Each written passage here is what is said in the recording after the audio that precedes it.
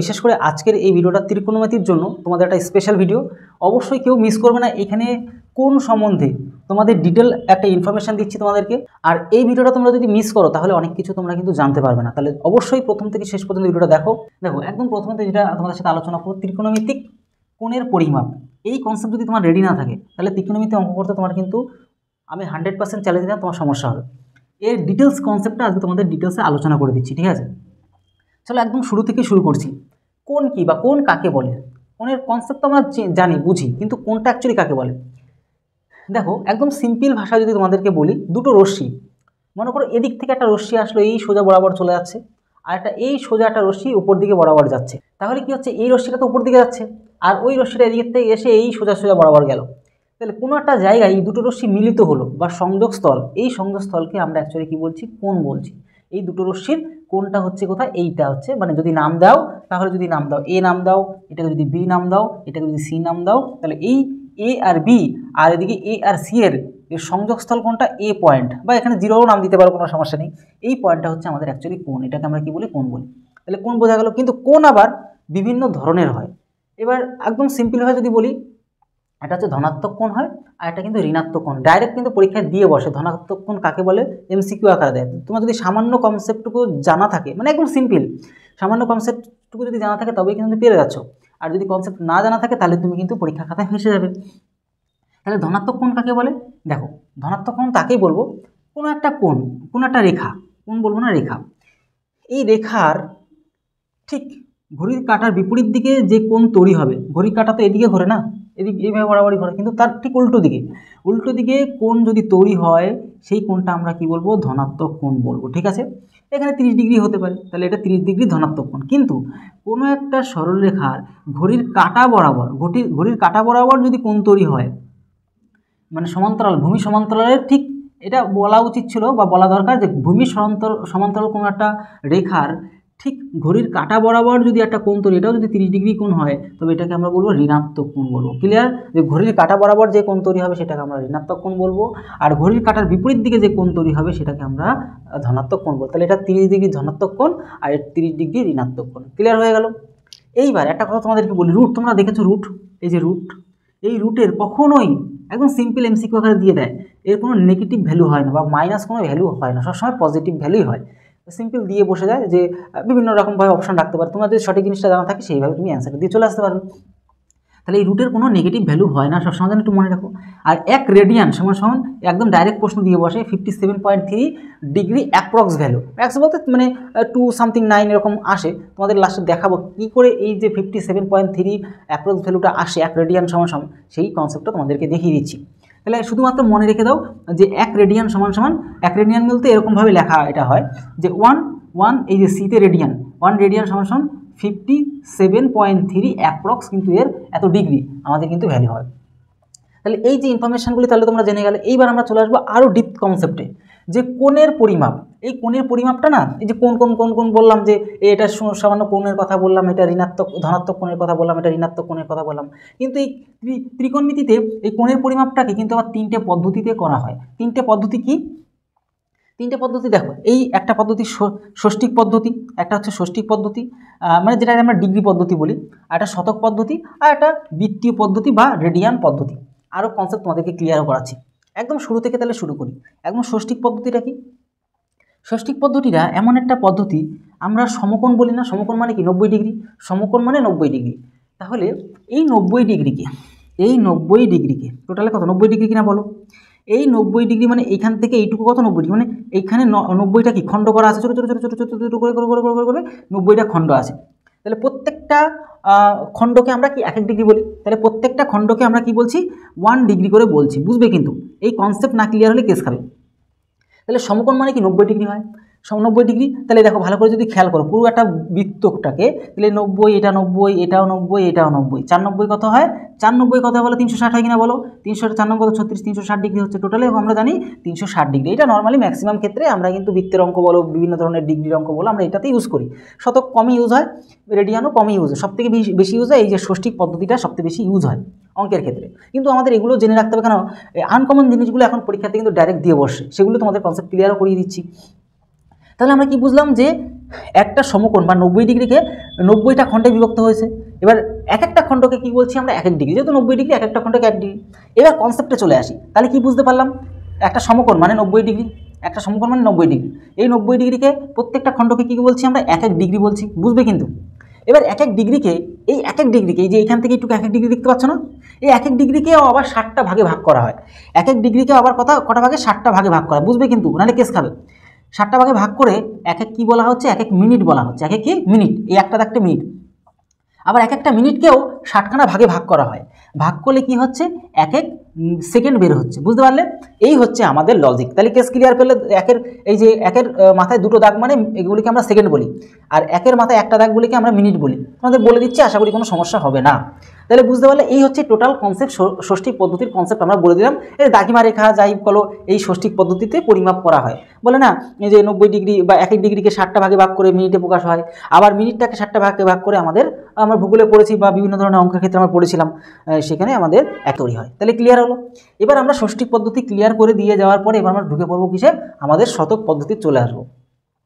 শতক পদ্ধতিতে কি, সমকোণ মানে 90 ডিগ্রি, এই সমকোণ মানে 90 ডিগ্রি, কিন্তু কেসটা এখানে একটু আলাদা। এই যে সমকোণ মানে 90 ডিগ্রি আমরা বুঝতে পারছি, কিন্তু এটাকে না, এই 90 ডিগ্রিটাকে কী হচ্ছে 100টা ভাগে ভাগ করা হচ্ছে।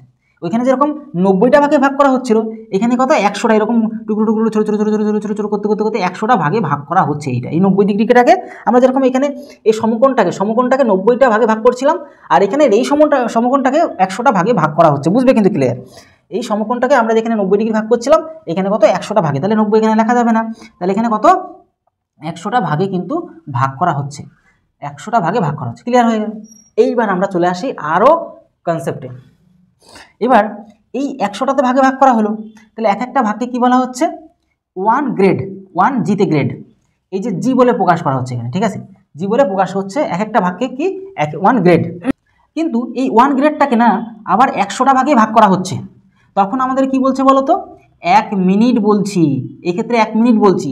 আবার 1 মিনিটটাকে আবার 100টা ভাগে ভাগ করা হচ্ছে, যেরকমটা এখানে 60 দিয়ে ভাগ করছিলাম, এক্ষেত্রে আর 60 দিয়ে না, এবার 100 দিয়ে ভাগ করছে, ভাগ করে এক একটা ভাগকে আবার আমরা কি বলছি 1 সেকেন্ড বলছি, বুঝতে পারলে, ক্লিয়ারভাবে বলে দিলাম। কিন্তু নর্মালি সমকোণটাকে 100টা ভাগে ভাগ করলো, সব 100 দিয়ে ভাগ হবে। এখানে সমকোণটাকে যেখানে আমরা 90টা ভাগে ভাগ করছিলাম, সেখানে এখানে কত 100টা ভাগে ভাগ করলো, এখানে কত 100টা ভাগে ভাগ করলো। এবার 100টা ভাগকে এক একটা ভাগকে এই এক একটা ছোটো ছোটো ভাগগুলোকে আমরা কি বলছি 1 গ্রেড বলছি, 1 গ্রেড জিতে গ্রেড। এবার 1 গ্রেডকে 100টা ভাগে ভাগ করলো, 1 মিনিট বের হলো, 1 মিনিটটাকে আবার 100 ভাগে ভাগ করলো, 1 সেকেন্ড বের হলো। তাহলে এই হচ্ছে এটার টোটাল কনসেপ্ট। এটার কনসেপ্ট তোমরা দেখতে পারলে, এবার এটার কনসেপ্ট ক্লিয়ার হলো। কিন্তু এই ক্ষেত্রে আবার একটু আলাদা। এক্ষেত্রে কি আমরা বৃত্তীয় পদ্ধতি মানে এটা রেডিয়ান পদ্ধতি, কি পদ্ধতি, রেডিয়ান পদ্ধতি। রেডিয়ান কি, রেডিয়ান বলতে এইখানে দেখতে বৃত্তের কি এটা ব্যাসার্ধ বা আর বলি, ব্যাসার্ধ বা এই আরের যতটা পরিমাপ বা যতটা মাপ, এইখান থেকে এইটুকুর মাপ সেম মাপ, বা এইটা এখান থেকে যতটা এইখান থেকে ততটাই, এটা বুঝতে পারলে। এটা যদি 1 কিলোমিটার হয়, এইটুকু 1 কিলোমিটার, মানে বৃত্তচাপটা, এটা আমরা বলি বৃত্তচাপ। এখান থেকে যা দৈর্ঘ্য এখান থেকে তাই নিলাম, যতটা ডিগ্রি হলো, বুঝবে কিন্তু কনসেপ্ট বুঝবে, যতটা ডিগ্রি হলো আমাদের এই ডিগ্রিটাকে আমরা বলি 1 রেডিয়ান। এই যে 1 রেডিয়ান মানে 57.3 ডিগ্রি, 57.3 ডিগ্রি। এবার এটা কেন আসছে, কি করে আসে, চলো একটু অঙ্কর মাধ্যমে আমরা শিখে নিই। আমরা তো জানি টোটালটা 360 ডিগ্রি হয়, টোটালটা 360 ডিগ্রি সবসময়, এটার কনসেপ্টে ষষ্ঠিক পদ্ধতিতে ম্যাক্সিমাম অঙ্ক কিন্তু আমাদের হয়। টোটালটা কত 360 ডিগ্রি, তাই না? তাহলে আমাদের এই ডিগ্রিটা বের করতে হবে, এইটুকুর যা দৈর্ঘ্য এই বৃত্তচাপ, এটাকে আমরা বৃত্তচাপ বলি, এইটুকু বৃত্তচাপের দৈর্ঘ্য সেম। তাহলে এইখানের এইটুকু ডিগ্রিটা আমরা কত পাবো, চলো অঙ্কের মাধ্যমে বের করব। টোটালটা হচ্ছে কি বলো তো, টোটালটা হচ্ছে পরিসীমা। টোটালটা কি পরিসীমা, পরিসীমা সূত্র কি 2πr, পরিসীমার সূত্র কিন্তু 2πr। এবার টোটালটা তো বের করলাম, খুব ভালো কথা। তার মধ্যে আচ্ছা এবার এটা আমার একটু নিচে করলে বেটার হবে, দাঁড়া 1 সেকেন্ড, তাহলে তোমাদের অঙ্ক করে বোঝাতে সুবিধা হবে আমার। তাহলে টোটালটা হচ্ছে 2πr, বুঝতে পারলে, টোটালটা হচ্ছে 2πr। তার মধ্যে আমাদের এইটুকুটা দরকার, তার মধ্যে আমাদের টোটালটার মধ্যে দেখো ভালো করে বুঝবে, টোটালটার মধ্যে আমাদের এইটুকুটাকে দরকার, তবেই তো এইটুকুর ডিগ্রি পাবো। এইটুকুটা কত আর, এইটুকুটা কত আর, ভালো কথা। তবে 360-এর মধ্যে কত, 360-এর মধ্যে 360 ডিগ্রিতে বের করবো না, ইন্টু 360-এ আমাদের কত, তবেই তো 1 রেডিয়ান পাবো। ইকুয়াল টু কি, equal to 1 radian, equal to 1 সিতে রেডিয়ান। এইটা যেটা আসবে এইটা এইটুকু যা আসবে সেইটুকুই তো এইটুকুই তো 1 রেডিয়ান না, এইটুকুই তো 1 রেডিয়ান। চলো আমরা ক্যালকুলেশন করব। দেখো আর নষ্ট হয়ে গেলে তার উপরে 1 আছে, বুঝবে কিন্তু কনসেপ্ট ক্লিয়ার চাই। তাহলে এই 2 দিয়ে 360কে কাটলে 180 হয়, বুঝবে কিন্তু। তার মানে আমরা বুঝতে পারলাম 1 রেডিয়ান সমান 180/পাই। কিন্তু পায়ের ভ্যালু 22-এর 7ই হয়, কিন্তু পাই রেডিয়ানের ভ্যালু 100 আমাদের 80 হয়। কেন 180 হয় বলো তো? দেখো কনসেপ্ট ক্লিয়ার করবে, খুব মজা লাগবে অঙ্ক করতে, তোমার মানে আনন্দ পাবে। এই রেডিয়ান এই 1কে যদি আমি নিচে নিয়ে চলে আসি, বুঝবে কিন্তু 1কে যদি নিচে নিয়ে আসি আরকে এই যে পাইকে যদি এখানে নিয়ে চলে যাই, তাহলে কনসেপ্টটা এরকম হচ্ছে, মানে এরকম ব্যাপারটা বুঝো, তাহলে বুঝতে সুবিধা হবে তোমাদের। চলো এই দিয়ে করিয়ে দিই। হ্যাঁ, 180 জায়গায় রাখলাম 180, আর এখানে এই 1টাকে নিচে নিয়ে আসি, ট্রান্সফার করে দিই, আর এই পাইটাকে এইখানে নিয়ে এসে এই রেডিয়ান বানিয়ে দিলাম। তাহলে 1 পাই রেডিয়ান সমান 1 দিয়ে 180কে ভাগ করলে তো 180 হবে। তাহলে বুঝতে পারছো এইটা কেন মিললো? ওই যে লিখে রেখেছিলাম, কোথায় লিখে রেখেছিলাম বলো তো? এই যে পাই রেডিয়ান মানে 180, আর অনলি পায়ের ভ্যালু 22/7 হয়, তোমরা জানো আগাগোড়াই। তাহলে এই জিনিসটা অনেকে গুলিয়ে যায়, তার জন্য তোমাদেরকে এইখানে কনসেপ্টটা ক্লিয়ার করে দিলাম যে পাই রেডিয়ান মানে 180 কেন হচ্ছে, আর পায়ের ভ্যালু তো 22/7 সবসময়ের জন্যই, যেটা কিনা ধ্রুবক। ধ্রুবক কাকে বলে সেটাও তোমাদেরকে বলে দিই, নাহলে পরে মনে থাকবে না, তারা একটু বলে দিই। ধ্রুবক মানে যার ভ্যালু চিরস্থায়ী, মানে আমাদের দুটো চোখ, মানুষের দুটো চোখ, এটা আমরা সবাই জানি। হয়তো বাই চান্স অ্যাক্সিডেন্টে কিছু হলে সেই ব্যাপারটা আলাদা, কিন্তু নর্মালি মানুষের দুটো চোখ। তাহলে এটা কি ধ্রুবক? তাহলে এই জিনিসটা কি ধ্রুবক, যেটা স্থায়ী। 1 রেডিয়ান সমান বের করবো, 1 রেডিয়ান সমান বের করবো। তাহলে আমাদের কি 180 বাই কত, নিচে পাই রয়েছে না? তাহলে আবার একটু ঘুরিয়ে দিই জিনিসটা, আবার ঘুরিয়ে দিই। তাহলে 1 রেডিয়ান সমান এখানে নিচে আমাদের কত পাই, আবার সাইড করে কোনাকুনি গুণ সম্পর্ক হয়, আমরা ট্রান্সফার করতেই পারি, তাই না? তোমাদের কাটাকুটি ভিডিও বানানো আছে, তোমাদের চ্যাপ্টার ওয়াইজ সব ভিডিও বানানো আছে, সেগুলো দেখে শিখতেও পারো। বাঙালির প্রত্যেকটা ভাই বোন আমাদের কাছ থেকে কিন্তু কোর্স নিয়ে কিন্তু ভালো করে শিখছে, একদম স্বল্প মূল্যে। তো যাই হোক, এবার ব্যাপারটা হচ্ছে এই পাই মানে কি 22/7, পায়ের জায়গায় ডাইরেক্ট লিখে দিলাম, এই যে 22/7 তোমরা আগের থেকে জানো 22/7। এবার আমরা ক্যালকুলেশন করবো। এই 7 চলে যায় উপরে, 7 180-র সাথে গুণ হয়ে যাবে, 3 তালারটা চলে গেল 3 তালা, 22 দিয়ে 180 গুণ এটা, তাহলে মানে এক কথায় 180 গুণ 7/22। তাহলে দেখো এখানে যদি আমি 2 দিয়ে কাটি তাহলে 11 থাকছে, 2 দিয়ে যদি কাটি তাহলে কত থাকছে 90, তাহলে আর কাটাকুটি হবে না, তাই না? তাহলে 7 নং 63, 7 নং কত 63 আর 0, তাহলে 630, সেটা কত 11 দিয়ে ভাগ করব। তাহলে 5 বাদ দিলে কত 55 হচ্ছে, তাহলে 55, এদিকে তোমার 5 আর 3 কত 8, আর এদিকে 0, তাহলে 7 বাদ দিলে কত আমাদের এখানে 77, তাহলে কত 3 আসছে। তাহলে পয়েন্ট দিয়ে কী করে 0 আনবো, 2 বাদ দিলে কত 22, তাহলে এখানে কত 8 আসছে, পয়েন্টের জন্য 0, আবার কত 7 বাদ দিলে কত 77, মানে আবার এরকম আসতে থাকবে। তাহলে এই যে 2-এর পরে কি 5-এর বেশি সংখ্যা আছে, 7 আছে, তাহলে এই 2কে আমরা যে অ্যাপ্রক্স ভ্যালু নিয়ে নিলাম, বললাম না তার জন্য অ্যাপ্রক্স, তাহলে 57.3 এটা আমাদের অ্যাপ্রক্স ভ্যালু হয়ে গেল। তাহলে বুঝতে এত ডিগ্রি, তাহলে বুঝে নিতে পারলে যে আমাদের এই 1 রেডিয়ানের ভ্যালু কেন এটা আসলো, তোমাদেরকে একদম ডিটেল কনসেপ্ট বুঝিয়ে দিলাম। তাহলে দেখো এটাই আসলো, ঠিক আছে, বুঝতে পারলে? তো এই টোটাল বিষয়টা তোমাদের সাথে আলোচনা করা দরকার ছিল, কারণ এগুলো তোমরা যদি সঠিকভাবে না জানো তাহলে আলটিমেটলি ফেসে যাবে।